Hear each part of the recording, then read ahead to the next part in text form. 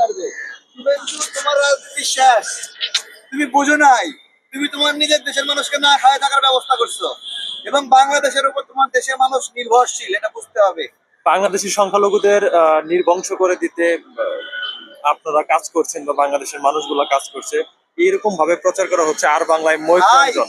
তো আর তার এই বাংলা, প্রচার আর কিভাবে বাংলার যে দেখছেন? ময়ূক, ও একটা মানসিক রোগী। ওদের দেশের মিডিয়া গুলোই বলছে একটা মানসিক রোগী। ও একটা মৃগী রোগী, যে তারা এখানে ছটফট করে, অস্থির একটা অবস্থা।